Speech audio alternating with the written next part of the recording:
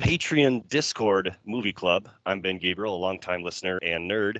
With me is Mr. Marco Bucci. Mr. Marco Bucci, I get to ask the best question in all of CME interviews. Oh, Mark, how you doing? hey, we have another Ben here. We are. I'm doing great. Thank you for inviting me to this esteemed podcast, which I'm sure will garner just a listenership of 7. Let's see. Uh, Possibly even 8 if my mom yeah, figures out Skype. I was gonna say 2 of those will be my parents. Uh, no, it's cool to be here, man. And we both love this movie, and I don't know. I'm excited to talk about it. Your cat is just licking herself in Just the background, just going stealing the at it, spotlight. Good just girl. going for it. Thanks, Kitty. Uh, Wanted to start off with just because I'm a big fan of Ed Solomon in general, the writer of Men in Black. He also wrote all the Bill and Ted movies. He wrote Now You See Me's, the original uh, Mario Brothers film, which is a pretty amazing film for other reasons. He's out there participating in the writer strike right now. That somehow, like the heads of Netflix and Hulu are making millions, but they don't want to pay the writers anything. And Ed Solomon had a tweet thread earlier. I want to read this one. In my case, films I wrote have generated over 2 billion. Studio counting has us believe that not one is in profit, even though they've spawned multiple sequels. Thus, I've gotten exactly $0 of my 5% of net points. The residuals I get are only because 50 years ago, writers went on strike. Mm. And that's one of those things that buzz me. I'm sure you know that, like, especially the creative process, it doesn't really end. Like there's notes, there's drafts, there's changes, there's things you want to change. That really making something, it's involved. It's not just a one and done. Yeah, no, it's a real shame. Like the streaming media comes in and suddenly the landscape is different, and like artists are frustratingly always the last people to be taken care of in that process, because it's the age old thing, man. Artists generally aren't involved in the business end, and the business people look out for themselves, and it's a circle that just keeps going around. And obviously, I'm in support of the writers as well, especially in the context of Men in Black. This script is incredible. Oh, it's Like great. this guy's an amazing writer. Yeah. I do have a note somewhere that I wrote down that writers kind of feel like the sparring partner of the crossover between MMA and entertainment industry. So yes, Men in Black. Both Yeah. love this movie. I love the heck out of it. It makes me laugh so damn hard. It's so much fun. I honestly think it might be perfect. I have one qualm with it. Okay.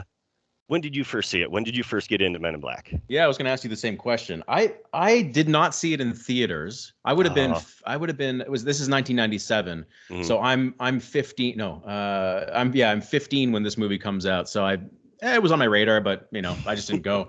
I probably saw it on VHS like the next year as soon as it was released. I definitely wore out the VHS tape of this one though.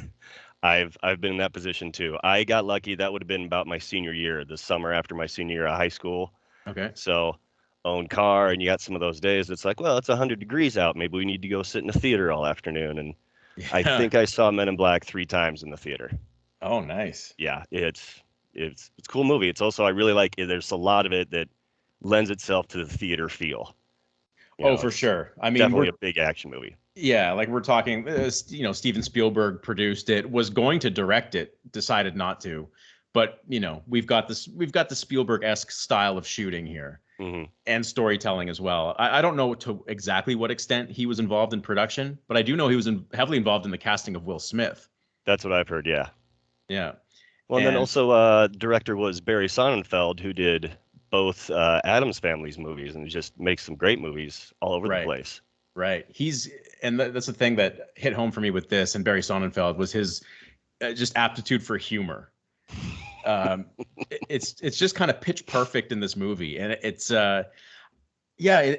silly, but the movie never feels like a silly movie. Like, not totally. Like, it's not a serious movie, but you also don't think it's just pure silly fest the whole time either. Yet you've got like Muppet-like aliens talking about coffee, and there's just so many. I don't know. It feels like however Jar Jar Binks failed at humor, this movie succeeds on that level of humor, I think. That's a good comparison, because it really a classic odd couple pairing with Tommy Lee Jones and Will Smith. And something else I really wanted to bring up, that He wasn't an expert. When they talk about the first meeting, when they're introducing Jay to the Men in Black lore, Mhm. it's 7 agents, 1 astronomer, and 1 dumb kid who got lost. Lost on the back road. Yep. And so like he was, and I wondered too if that's why he's named K, because he was the kid. Oh yeah. Okay. But yeah, like he's not an expert. He wasn't trained for this. He wasn't prepared for it. He literally had to grow up meeting alien ambassadors and protecting them and helping them integrate. And that's how he became the guy that can find the next talent and train him. Right. And that's and even that B plot that you're talking about is kind of a story that is threaded through the thing, because you don't find that out. They seed it in Act 1 with the photo that you're talking about, where they see the flowers, but you don't know it's him in that photo. Maybe you can guess, but they don't tell you. Then they explicitly tell you right before, I think it's right before Act 2 ends, when Will Smith picks up the crumbs and figures it out. And then that story is resolved in the very end of the movie, when he goes back to the life he left behind and finds his old girlfriend who never got married. And yeah, I love it. No, I in honor of Chad Dundas, I looked up these hero's journey steps. Mm-hmm. And to me, that's the last one, or the second to last one. Resurrection is when Kay gets back to real life and he's a person again and he falls in love again. Right. So on that note there, because we've both got copious notes here, Ben. I've got mine on my screen here. For me, the one question I had when I was starting to make these notes is, whose movie is this? Is it Tommy Lee Jones? Is it Kay's movie or Jay's movie? But what do you think? What do you think the answer to that is? Honestly, I have the same question. In the best I could do with is it's a kind of our journey into this world. Right. Is that K and J share the plot? Back to what I said about like not really knowing what the bad guy, who even they are, what they're going for, and having to figure that out. These guys, they're always figuring things out. They're very smart. They're very good at what they do, and it's that kind of thing. It's really the two of them, the story of the two of them in a lot of ways. Yeah. The way that I was parsing it out when I watched this movie twice in prep, and I've made the notes, and I also read the script just to see how closely it matched. And I was trying to answer that question as my sort of overall theme for making all my notes. I concluded, I had the same thoughts as you there, but if I had to give a definitive answer, is it K or J's? I would say it's Will Smith's movie. Like it's the character Jay's movie, because the 3 acts all revolve around him. So Act 1, essentially, if you think of Act 1 as a round in MMA, the story of Act 1, what happened in Act 1, it's Will Smith becoming an MIB. Yep. He's introduced to the world, like you said, and that's the kind of the thread of the movie is, what if we were involved in this world where aliens live among us and the government has a secret wing trying to cover it up. So Act 1 is us following Will Smith's journey in becoming one of them. Then Act 2 is Will Smith growing into his shoes, basically, and into a bigger gun on a literal level. That's how the imagery they use is the gun size. The end of Act 2 is Will Smith getting his big gun, and then Act 3, they're a team. So, and then at the end of Act 3, obviously, Will Smith becomes like the main MIB agent. So for me, the answer is, and this is a purely objective, subjective. No, objective? I always get those mixed up. I'm going to default to you. Okay. It's the one where I could be wrong. Is that objective? I don't like it. Yeah, okay, yeah. To me, the movie is Will Smith's movie ultimately. But that kind of is part of the amazing thing, how Kay does not feel like a secondary character. Like he's right there. He's right there. He holds his own against Will Smith on the humor level. I remember reading one of Tommy Lee Jones's interviews, an account of one of his interviews anyway, and he was saying that according to what I read, that Tommy Lee Jones was not ecstatic about the lack of humor of his character, but for me, he's funnier than Will Smith. I think deadpan. He's the straight guy, the deadpan. Exactly, like he's the straight man, but somehow to me, mostly funnier than Will Smith. I mean, Will Smith gets lines like, "It be raining black people in New York." Like Will Smith allegedly gets those. Improvised. Yeah, allegedly improvised.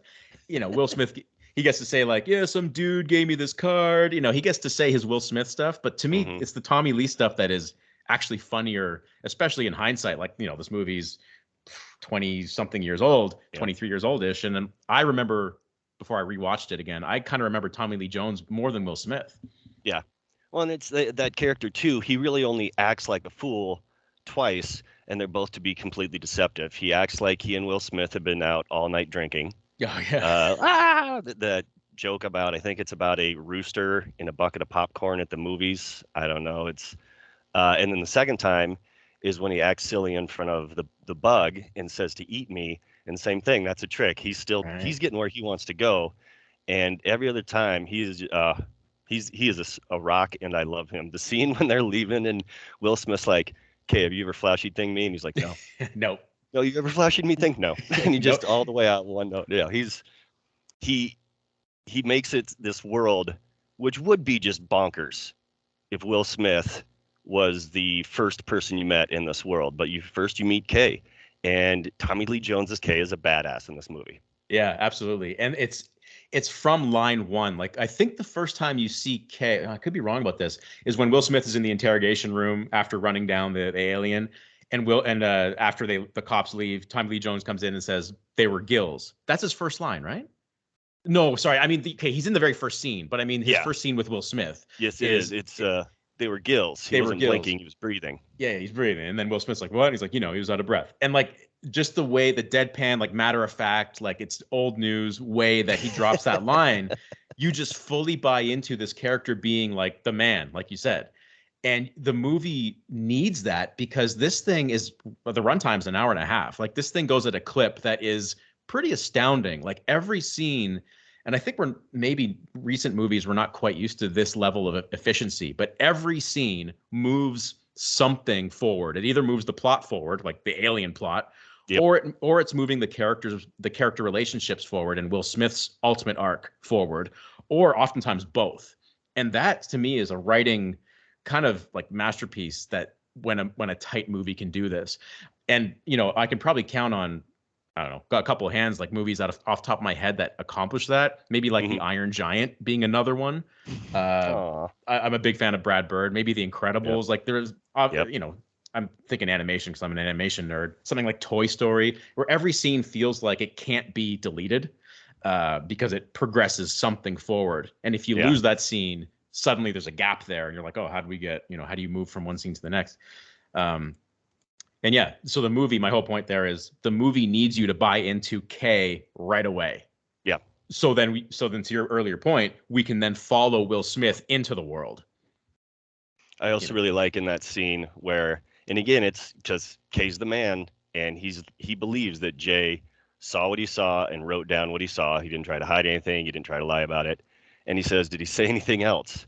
And he's like, "Yeah, he said the world was going to end." And Kay, 100% serious, just goes, "Did he say when?" Did he say And when? it's like, that's just another great moment. It's like, wait a minute, that guy wants to know? Uh-oh, that's might need to look into this. Yeah. So in preparation for this recording here, I read the script, the excellent script, Ed Solomon, and I don't know what draft it was, but it must have been something close to a final draft because it is uncanny how close, especially on Kay's end, on Tommy Lee Jones's end, how close the lines are.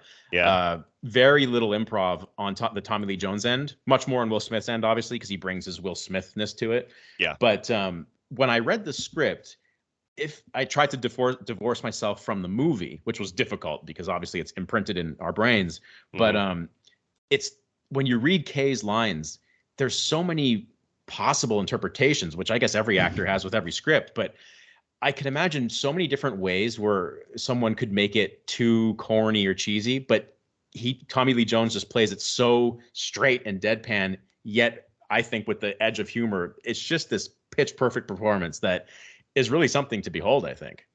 Well, and that's one of the other points I want to make is Chris, I'm not going to say his name right, D'Onofrio, D'Onofrio, I say. D'Onofrio. Yeah.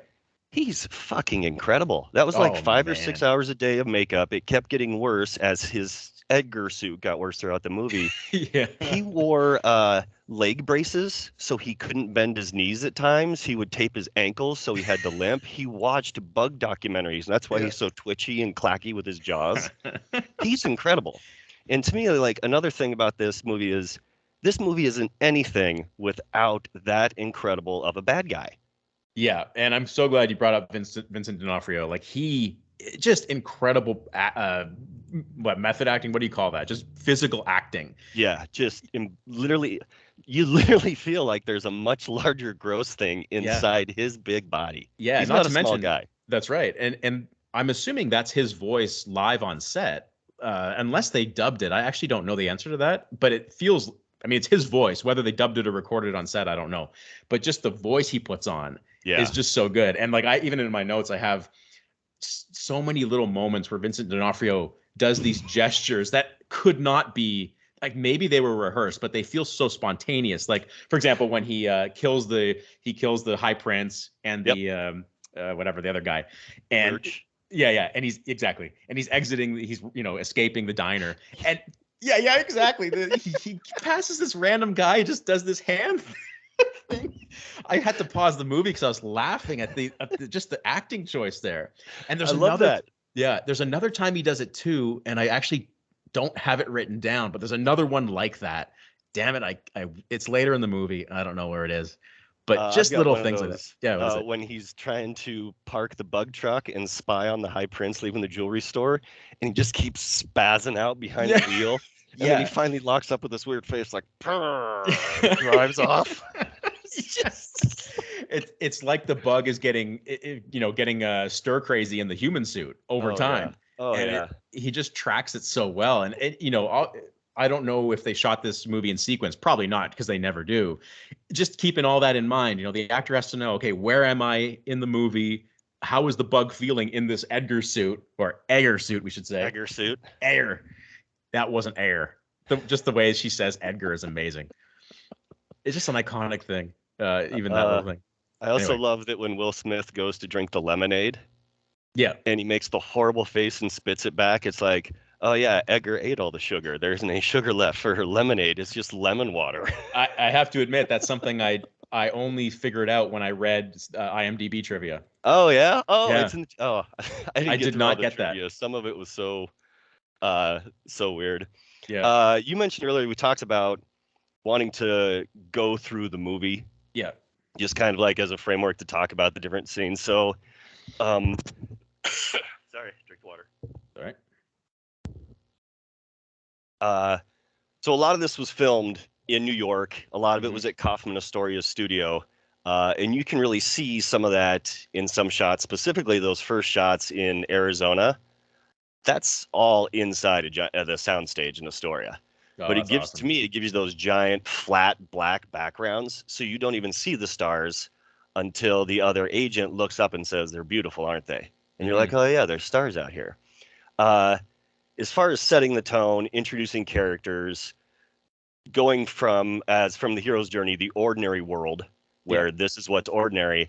And I also love that they're stopping the illegal immigrants down at the Mm-hmm. border, and K&J showed up and is like, no, we have a real friggin' terrorist we're gonna pull out of here. See, he's from a real illegal alien world. Yeah, the literal illegal alien. Yeah, no, that's great, and it's a perfect tone setter. And it kind of the obviously this scene would be pre or ordinary world. I guess would be like what we're referring to is when Will Smith shows up. Like to me, that would be ordinary world, and then the scene you're talking about, like that, like you said, that's the tone setter. Yeah, that's almost like a prologue. The prologue, exactly. Yeah. Yeah, and it's great because at the end of the movie you have a very quick postscript at the end of the movie. But hang on, let me go back to my okay, no, I'm stalling here. So one thing I noticed about the script when I read it is that there's a few scenes that are located in different parts. So Hmm. for example, the intro with the bug, where the bug crashes his spaceship and on Edgar's truck and takes over Edgar. That's actually a few scenes later in the script. Like it would be a good 10 minutes later in the movie. Oh, The movie puts that much earlier, again about 10 minutes earlier. I guess just to seed like, hey, there is a big plot happening here. This is not just a character study. Like these characters are going to be yeah. tackling this big thing. And the one thing, if just jumping ahead quick, but it is based on the story structure. I don't know if I would call this a fault of the movie, but when the movie is in Act Two, generally Hmm. when you're in a 3-act structure, the middle of Act Two is something called the midpoint. Is generally Hmm. called the midpoint, and it's when the biggest dilemma happens in the movie. It's when like the story's going, you feel like the characters are gaining momentum, and then boom, like something bad happens, and all of a sudden it's a whole different story. Like we're doing something different. In Men in Black, I think the midpoint is when the Archelians threaten Earth, like we're going to blow you up because you have the galaxy. Suddenly, then it's like, okay, there's a ticking clock now. Yep. Literally in the movie. Literally a ticking clock. Yeah. Now, the one thing that kind of astounded me about the story here is usually when you have a buddy comedy, usually the midpoint surrounds disharmony between the two characters. But this movie never has that. There is never a point where Will Smith and Tommy Lee are not getting along. Like, yeah, Will Smith is growing into his shoes, but the two are always a unit, and they never really fracture. And at first, I'm like, that's kind of a strange choice. Like, you are choosing to miss out on some, maybe some drama there. But then on the other hand, I'm like, I never noticed that when I watched this movie. I was still thoroughly entertained. And the midpoint about the alien plot, like choosing to make the progression of story about the alien plot rather than the two guys, kind of keeps the movie fun, I think. We've seen a million movies where it becomes about the two people straying away and then coming back. This movie doesn't do that, and I think it keeps a, first of all, lower runtime, and also it stays fun as a result. That's another thing. I really also that's a much better choice to put the introduction of the bug much earlier in the movie. Yeah. And also as far as like single shots go, where that shot's there the whole time, and you hear Edgar being an utter piece of shit to his wife Beatrice. Yeah. And in the background you notice just this tiny little star starts to move. And it's like, I remember the first couple of times I watched it, I didn't notice that star was moving until it was coming up on the house, and it was clearly a crashing UFO. And Right. It goes through the only thing that works around here is my damn truck, and he cuts that truck right in half. Yeah, the only thing that like, pulls its weight around here is my goddamn truck. Smash. I'm glad that Edgar got 8 right off the bat and became a even worse monster, I guess. Yeah, but another example of writing efficiency, right? You get the character in, 10 seconds?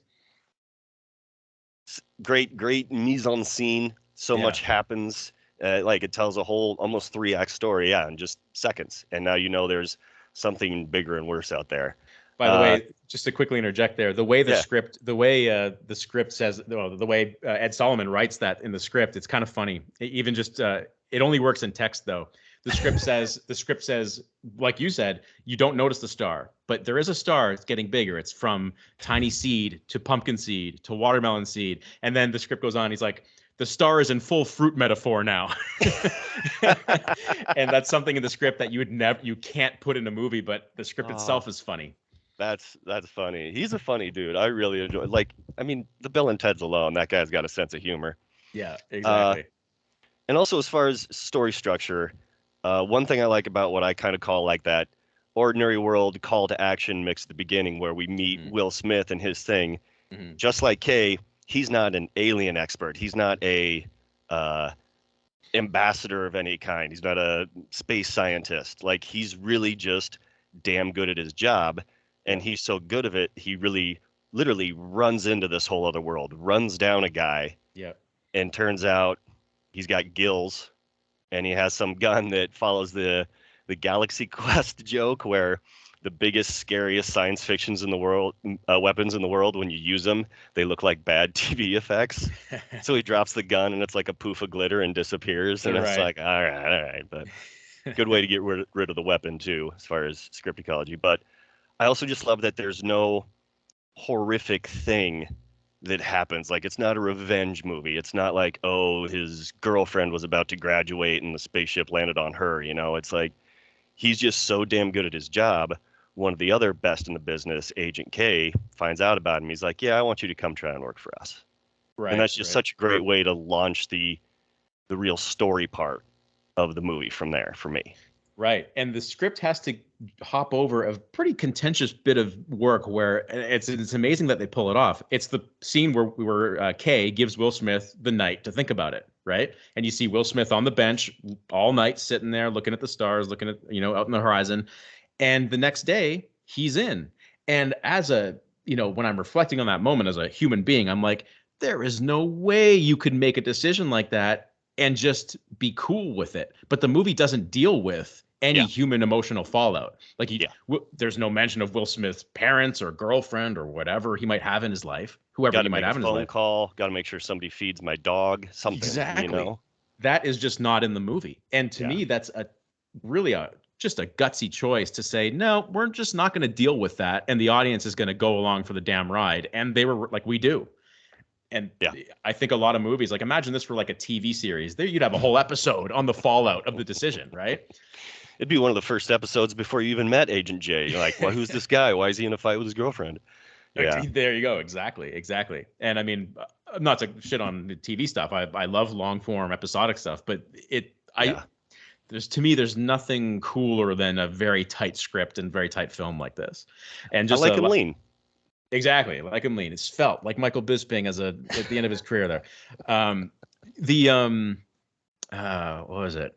Oh, the whole thing about Will Smith being one of the best in the business as a NYPD officer and then being, pulled up to the Men in Black. That actually starts one of the running jokes of the movie where everyone, K and Zed, call him names like Tiger, Junior, Sport, And Slugger. and right after he says it in the elevator, he's like, "You recognize the talent, so I don't want to Yeah, be junior sport." And he's like, "Well, you everything you know means dick now." And the whole rest of the movie until I want to say at the end, Tommy Lee Jones finally calls him Jay when he that's hands over right. the neuralizer. That's right. That's like the second last scene of the movie. Yeah, that right there, that's powerful. Where it looks at him, and it's to me that's the one where like he's acknowledging the mentorship is truly over. That Yeah. you can do this even if I'm not here. So, congrats, Jay. I might see you some other time. Yep, exactly. And it kind of like the imagery with the small gun to big gun, the name imagery, which lasts longer than the gun. The gun was the end of Act 2. The name J is the end of Act 3, which is the end of the whole movie. Mm-hmm. And then right after that, because that's the last possible dramatic point in this story, is Will Smith being fully accepted as like the primary member of the MIB. Yep. The movie's done. Like in the next 10 seconds, they have the Dennis Rodman joke. Movie's done. Which is great. And it kind of speaks to our earlier discussion where I truly believe it's Jay's movie, because once that dramatic point is hit, that's it. I mean, yeah, we get the tabloid with Tommy Lee Jones reconnecting, but that's an epilogue. And especially at that point, that almost feels like because Jay insisted, make it a happy story, make it a happy story. Right. So Kay doesn't just wake up in a Bethesda coma unit and like, oh, you were a soldier, go home. They're like, he gets back together with her. Right. So I kind of think that's Jay's final accomplishment is he gave him a happy story. Oh man, the flashy thing. I never thought of that. I totally buy that. Dude, because you're right. I love this movie. It's set up. You're right. It's set up in the movie. In fact, I have the scene you're talking about in my notes as that when Kay says, "Make it a happy story," when they're reprogramming. So grudgingly, so pissed off about. Yeah.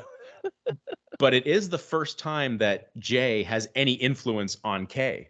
Is when Kay says, "All right, make it a happy memory." It's like, okay, Will Smith is actually doing something here, influencing Kay. And then I totally agree with your point, which is off screen, not even seen on the screen, and I like it how he gives Kay the happy memory. Yeah, well, I don't agree with your point. The thing about the guns, I also think it's hilarious. He thinks, "Oh, I'm just the big guy with this little gun." Mm-hmm. And he never hits his target. He blows holes in things. He causes a scene. He gets reprimanded by his mentor visibly. Yeah. And put in his place. And then by the end, when he finally gets the big gun, and also such a poor New York joke that the Mets outfielder looks up and sees the spaceship and just misses the whole easy catch in the baseball game. And they both hit the ship, and it drops the ship with one shot. And then that's all. Even then, he had to go back to bare knuckling against the bug. Right. So now that we're on the climax there, what do you think of that climax? Because the movie's runtime is so short, the climax struck me as short, but cool. What do you think? Well, and this could be part of like and there was also a subplot that got completely axed in post-production. That what was it? In the Russian restaurant, the good guy with Orion and Lurch were actually different alien races. And they were discussing exchanging the galaxy in like a peace deal. And the bug shows up to wipe them out. And then it was that scene. And then the only other scene is when Tommy Lee Jones goes to visit Frank, the pug. And he talks about what's going on. So later, when apparently they were finishing, they're like, we don't need that whole subplot. So they just overdubbed the Russian in the restaurant scene with uh, alien language and changed the subtitles, Right. and then overdubbed the dog voice again. I And did read that them having the dog was amazing just at post production because they could just put any voice on it. yeah, it's like, you go in there, give it a shot, say the line, see how it Yeah, reads. yeah. Oh no, I Yeah. didn't know about that subplot. Okay, no, that's cool. It's amazing how you can find things in the editing room like that. Oh man. Oh, if you, I want to talk again about the New Yorkiness of this movie. It Okay. also has that thing. Do you ever live in New York for like an I've extended period? no, I've only been to New York like twice in my life. I lived there for 8 years, and I loved every minute of it. I loved everything about it. This movie really nails not only the neighborhoody feel, Hmm. like you can go to this part of town, it's completely different from this part of town, and like, and also the jokes about like the battery tunnel, what's under the battery tunnel ventilation fan. Maybe it's a secret agency. Uh, Uh, the Midtown tunnel that he has to have a rocket car and drive it on the ceiling to get through the Midtown tunnel in Queens. Uh, but there's also a thing where it's a very accepting movie. Like even Jay, he doesn't have a problem with any of the aliens. He catches the squid baby and says, "Oh, it's kind of cute," until it yeah. spits in his face, and that's a regular baby thing. That's not just a squid baby thing. But there's very much of that New York where it's people just want to come here and aliens and blend in and go on with their lives. And I just think that's I don't think it's a defining thing of the movie, Mhm. but it to me it does make sense that the next two movies were also very New York centered. That there's something about the Men in Black movie that works really well in New York. Right. I honestly, I just took that for granted, not being a New Yorker. I mean, being Canadian, I don't really think much. So I like New York. I mean, I literally, my New York does not cross my brain that many times. Yeah, So I just accepted it. It just the setting works well, and I just that was enough for me. works for me because yeah, that's honestly that's probably the best because I mean that's yeah, New York works. It's a fun town. Yeah. By the way, when Will Smith delivers the squid baby, did you notice that it blinks with its eye? Sorry, it has gills in its eyes. I thought so. Yeah. I thought it was is what he called it a cephalopoid, Cephalopod or something. something like that was the Yeah. yeah. But yeah, I thought it had the gill blink. That was Yeah. oh, I wonder if that was a cute little redemption. Like oh, they're not all assassins for hire.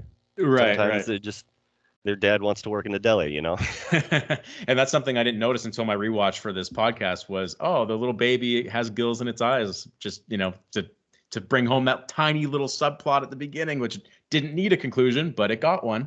There's so many tiny jokes. The one when they're talking when they visit Beatrice Hmm. and Kay flashy thingies her, Yeah. and then he's like, "You didn't see an alien," and then he lists off. It's literally was like the top four uh, cover up lies for alien sightings. It was like, Yeah. oh, swamp gas, refracted, Venus, methane pocket, Swamp lasers. cloud. Yeah. Yeah. Yeah. Yeah, and it was just like he just lists all four of them in one sentence, and it's like, all right, that's pretty good. These guys really did their. They know Yeah. all the people who saw aliens and what they tried to do about it. Yeah. Of course, you get to see Kay deliver the line way more professionally earlier in the very first scene. Yeah, Yeah. yeah, That right before he asked for the containment. yeah. Um, He's so sorry. good in this. Like he's clearly that U.S. Marshals, but it works for K. Yeah. Speaking of little plot lines getting their conclusion, I have another one of those, and this one is hopefully a larger or essentially a larger one. It's the whole thing we talked about before, where everyone calls Will Smith Slugger and Ace and Sport. Well, Will Smith, right at the end of Act Two, right before he gets his big gun, he gets to call them old guys. Hey, old guys! Like he gets his redemption of those jokes. And it's funny that the only thing he could come up with is old guys. Like he doesn't have a name. He just literally just says, "Hey, old guys," and it works. It steals that scene, and and then Will Smith. Actually, I think in my notes here I wrote down. I believe that's the first time Will Smith uh, does something that he points to the spaceships and he says, "Do those still work?" And that ends Hmm. up being like the Yeah, solve of the whole story because they know where to track down the bug at the end. yeah. So I think that's the first time Will Smith actually comes through with something that actually impacts huge on the story. There's He definitely a current where he always has like he's wants to try something. He wants to have the new idea. He really is extremely good at adapting to the situation. Mhm. Like not even knowing everything, but having the confidence, thinking about what he's thought, and then literally it's literally the writing on the wall. If he stops and thinks about, oh, if you just need a spaceship, there's two over by Shea Stadium, you know, if you can get there right now. And it's, yeah, I really like that moment. And that's also a good cut where everyone turns and looks, and then it Yeah. fades to the actual shot of those ships. Yeah. Yeah. And then right after that, what's the scene after that? I think that is the end of Act Two, though, because in my analysis of the structure, that is Will Smith officially becoming equal to K. Yep. Is when he's able to point. First of all, he gets back with the old guys thing, which is on the humor level. Then on the dramatic plot level, he's able to point out the ultimate solution to the story, where he identifies the spacecrafts.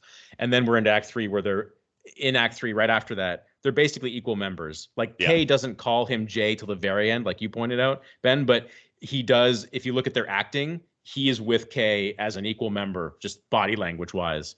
Hands him the gun without blinking, stand shoulder to shoulder, everything. Yeah. Yeah, and they do that line where they cock their guns and Kay says roaches check in, then They Will don't Smith says check out. they don't check out, and it's a very earned moment where the two of them, like that's the two of them together, they're gonna go do this thing, and then they go do it. I definitely because it's been my favorite scene in the movie for the entire time that I've known about the movie. Yeah. The training scene when he goes in there and he sits down and he takes the test, which is that quiet ass scene where everyone's destroying their quiz books and failing, and then he screeches that table across the floor through the shooting where he lays out his reasoning on the aliens, and then all the way into meet some aliens. We got to talk about this. I love that scene. I think it's freaking hilarious. I love everything about it. Yeah, and it's just always economical. Everything about it.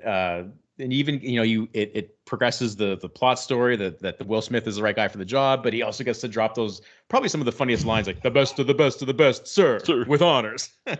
Oh, and that's another one. He makes Kay laugh. In that scene behind the window, he makes Kay laugh. He's the only one I think does it. And then later, after he's complaining about fighting the alien, even though Kay was just in the alien's gut and blew him in half, he's like, I was swinging at him and he hit me. It hurt. That hurt. And then and Kay laughs because he's realizing that he's joking. And it's like, that's one thing. And you're definitely right. Those scenes, they tell so much about Jay so quickly. Like they really define him in just, especially in movie time. I don't even know if that's a whole minute, that whole training scene. Oh yeah, probably not. I mean, or it's right up against a minute. One thing that they never really give you the conclusion to, although we can infer it. They never say that Kay was right to shoot Tiffany, the little girl, cardboard girl. Obviously, like we can infer that he was right because of his Men in Black reasoning, but the characters never say like, "Yep, you got it," and the other guys were wrong. They're left hanging there. And I remember, now we know like, okay, he was correct in the logic of the movie to shoot the little girl. Yep. But I remember like when I was, a younger teenager watching that movie, I was always like, was he right? he did shoot a little girl in the forehead. We should probably double check that guy. It's like there were witnesses. We can prove this. Yeah, exactly. One note. We did get a couple notes on the Discord. So I wanted to thank people for reaching out. I know hopefully we'll be able to get this video posted quickly and share it with everybody. Oh wait, can you see my screen if I do that? I hope not. No, I can't see your screen. Okay. I got a message from Tom Hughes. Said his mom did a huge jump take during what he thought was a pretty obvious jump scare scene. Okay. It's after they blow the bug in half, and it's crawling around in the background as Jay and Kay are resting after the battle. It reared up and growled, and my mom launched her popcorn. And then the forensic pathologist turns up and blasts it. I thought that's just a perfect moment, right? Like that last little gasp of the monster, it won't give up even though it's shot in half, and then you get Linda Fiorentino as the pathologist, and she just same thing, just picks up the gun and blasts it, just accepts the world as it is. And it's like, it's a great last little. It's like that scene in Scream where they think the guy's dead, and he goes, "Bah!" And it's like in Scream, it was a parody of those moments, but in this movie, it's like it's truly just something that's part of the plot, and like you believe it because like the bug doesn't go after Kay, it goes after Jay because Jay was the one killing his roach family. Yeah, I just noticed that. Good call. Yeah, even afterwards, dying, he still wanted to go after Jay for killing family. Yeah. So there was a note. No roaches were hurt. Yes, they were He's mustard stepping packs. mustard. Sorry, I sorry, I upstaged you. Sorry. No, that's not upstaged. I think the mustard packet has upstaged us. I'm Yeah. never going to be able to look at a mustard packet the same way. I'm I like, actually, yeah, when I read that, I watched when I read that before I rewatched the movie. So I watched it. I'm like, don't you? I thought you saw him like literally squish. It would have been a CG roach, but no, you don't see it. It's just probably a mustard pack under his shoe that explodes. But even that, the fact that he can squish the roaches and get the bug's attention is set up earlier when what's set up twice. One is when the Archelians are killed in the restaurant where the bug comes to serve them the food and the yep, roaches fall out of his sleeves. yep, So that's the first time you're like, oh, like he has his family living with him in yep. his clothing. And then the next one is when the bug is at the morgue and, ringing the bell. David And Cross shows yeah, up. David Cross shows up and, the bugs come out of his sleeve there. And that's when that, prompts him killing David Cross. But I also love on an Edgar moment is when he's ringing the bell and he just finds pure joy in ringing that bell. Another one that's just right. He's so good at being the. Yeah, like there's no way that's not in the script. I read the script. It's not in the script. It's an acting choice probably, or maybe Barry Sonnenfeld said, "Hey, like this bell delights you. Yeah. Just play into it for 3 seconds." And just the smile on Edgar Bug's face is hilarious. His face is so gross and amazing. That's hanging here, and you can still see him smiling. And oh yeah, he makes the character in a lot of ways. You can't put a movie like this up against a bad guy that isn't that good. You need that rock wall for everything to bounce off of, and he's great. Wanted to, again, because this is a favorite of our guys, everyone subscribe to the CME podcast. Let's do everybody. Nope, come back here. Sorry, I'm still. Ebert. Oh yeah, gave it 3 stars. 3. Okay, what do you say? I seemed to like it. There's a couple lines I would definitely want to read. A lot of big budget special effects films are a hair this side of self-parody and don't know it. Men in Black knows it and glories in it. It's a refreshing Bronx cheer aimed at movies that think $100 million budgets equal. Oh, come back here. I'm sorry, guys. $100 million budget equals solemnity.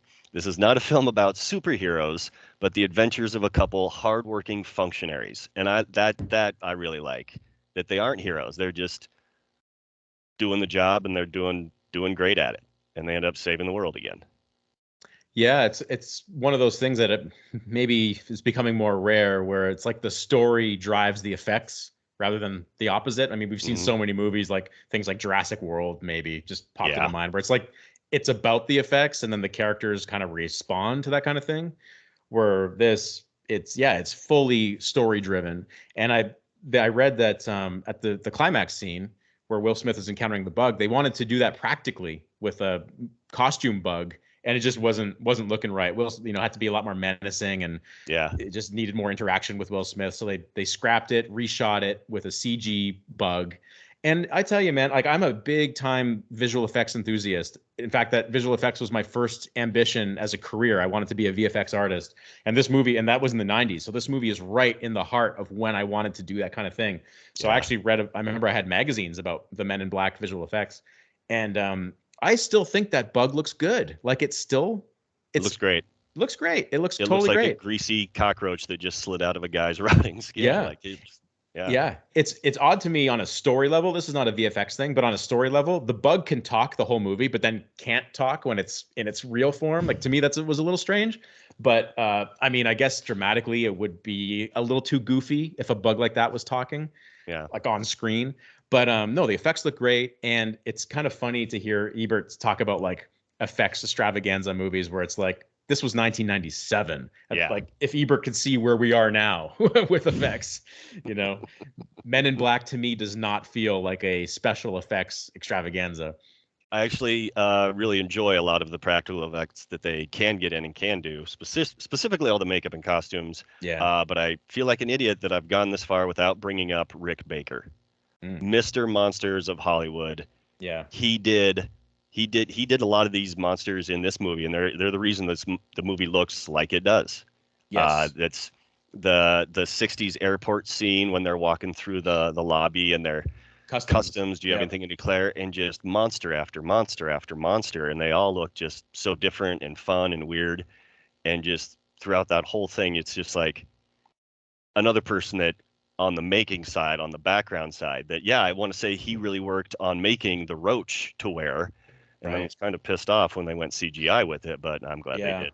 But that guy, everything from American Werewolf in London all the way up through the Men in Blacks, that guy has made some incredible monsters in some great movies. Yeah, and I love practical effects, and because it is practical, you can get the interaction. Like the actors can interact with these aliens and makeup things on set, and it makes the movie like Men in Black hinges on the fact that aliens are among us, and you need scenes where aliens are among you. And Well said. this, like, if you don't have it's all CG, you can't really, think Star Wars Episode One. There's something that just feels off, and Episode One was just a few years later, 2001, where Hmm. everything was CG. I don't think they did it. Well, they might have done some practical, but it was like 99% CG. Yeah. And you're like, there's something that's not interactive with this. Um, even today, like things are much better now. Like think like Gollum and Lord of the Rings, much more convincing. Even that's a few years old now. But back then, I don't think it would have been possible to do all that in No. CG.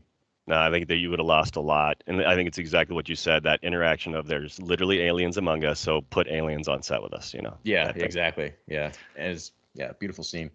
By the way, One Lurch is in Customs. That's Lurch that's declaring. Lurch. Yep, he's like, "What are you here for? Lunch." Yep. You never see it until you rewatch the movie a few times.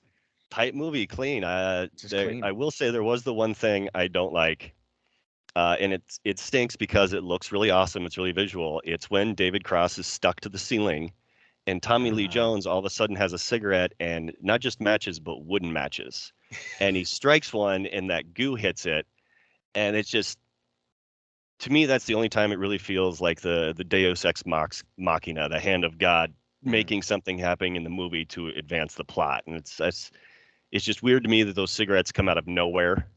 Yeah, he doesn't smoke in the whole movie, does he? Whole movie. Oh, Yeah. yeah, that's right. Yep, I agree with that. That is a one-off oddity that needed to happen just for the plot. You're Yep. totally It right. looks great. That whole sequence where he does the eyes looking up, the goo's there, and then he comes around the corner already pulling the gun out. And what's the line? He's like, "Show me your face, and I'll make all your problems go away." Oh yeah. That's a badass line. Yeah. Ever pull the wings off a fly? Care to see the fly get even? Man, you do a pretty good Edgar voice there, bud. I was practicing. I had to Uh, drop it a few times. is that how you keep the kids in line? No, but I'm gonna start today. Oh, geez, don't delete. I didn't say that. you I know. have an Easter egg for you. Okay, please. In the Russian restaurant, uh, right at the end, a busboy tries to stop the Edgar bug, Yes, that's right. and Yep. he chucks that guy to the side. Okay. That busboy is Doug Crosby. No way. Yep. Are you serious? Yeah. He's a No massive way. New York stunt guy. He's been in tons of, I want to say he's in all three Men in Blacks. He's in tons of stuff out there. I met him years later, and I also Yeah. saw him around UFC stuff. But it was Yeah. weird that one time you see him turn to put his arm in front of an alien. I'm like, oh, I know that guy. Woo! Oh wow. I Yeah. I I know who Doug Crosby is, obviously, because of MMA, but I don't know what he looks like. Yeah. Yeah, what does he Well, say? He's like, "You're not going anywhere, pal." Whoop. yeah. It's like, well, okay. Yeah. Yeah, that's every once in a while I'll see a face like that pop up, and I'm like, oh, there Doug goes, and he's Yeah. dead. I gotta Uh, watch that scene now just to see Doug Crosby.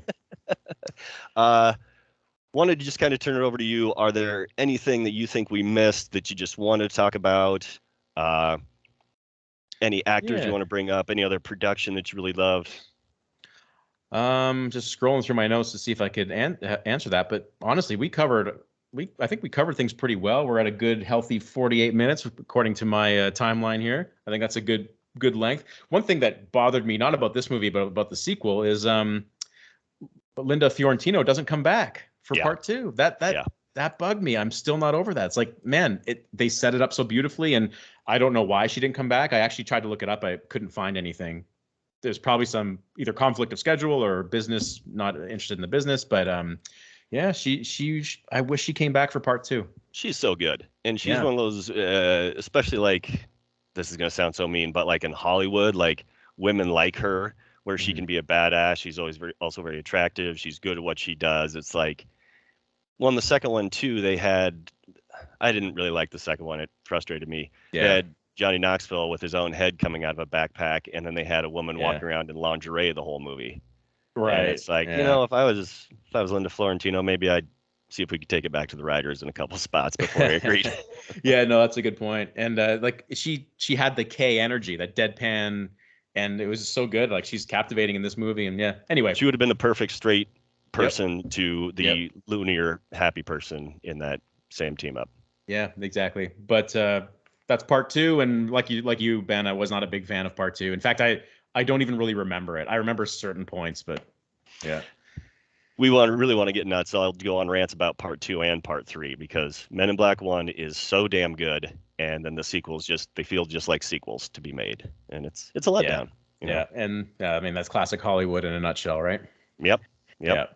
But Uh, is this sorry, last thing, I think this is one of the well, no, let me ask you. How do you rate Will Smith's Men in Black song?